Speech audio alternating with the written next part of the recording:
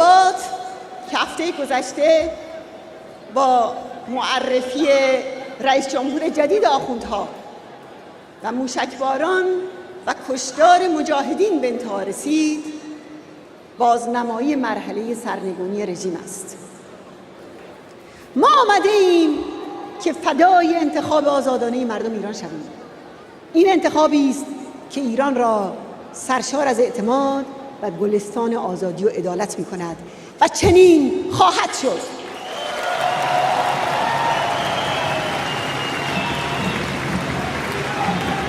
Hello and greetings to all of you gathered today in Paris.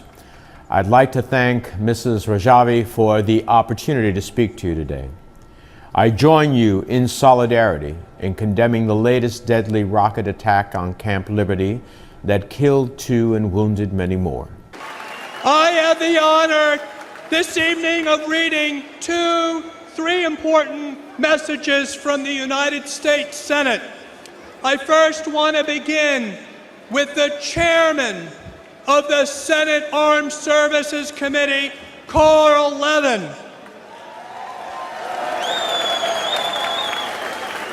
He writes, "The United States should persist in pressing the government of Iraq to live up to its obligations under the December 2011 agreement with the United Nations to ensure the safety and security of Camp Liberty."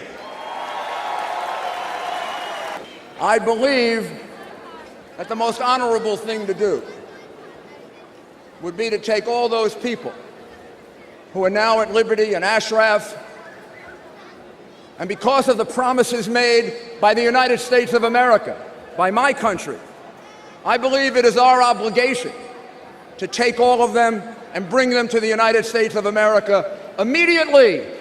That would be the right thing to do. That would be the honorable thing to do. That would be the decent thing to do.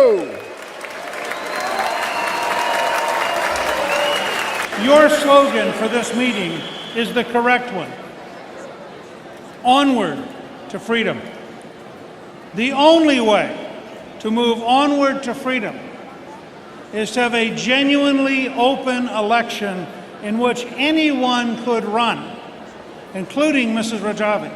Now is the time not to bend to the regime, not to fall for their lies once again, but to adopt a policy of changing the regime in Tehran. I promise you, and I promise them, that I will not stop speaking out until the residents of Camp Liberty are free to rejoin the struggle that we're all in, and that is the struggle for a free Iran. That I pledge to you and to them. Support the democratic opposition in Iran, the MEK, and provide for the safety and security of the men and women at Liberty and Ashraf.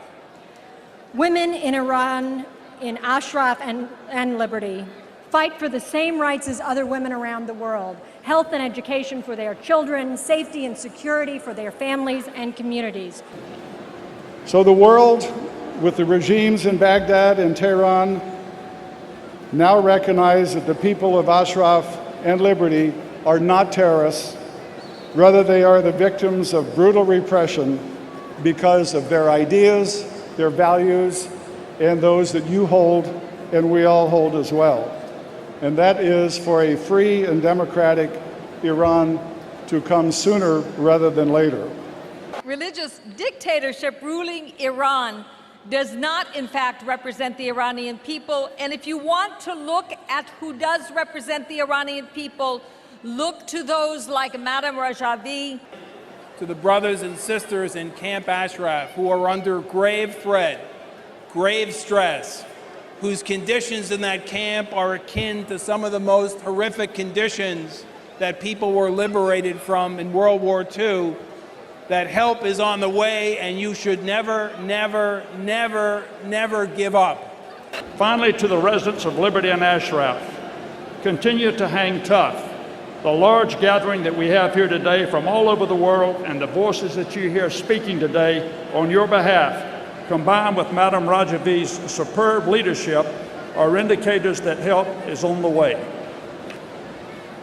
The United Nations, the U.S. government, and the Iraqi government have all agreed that the MEK must be protected. They must see that this is done.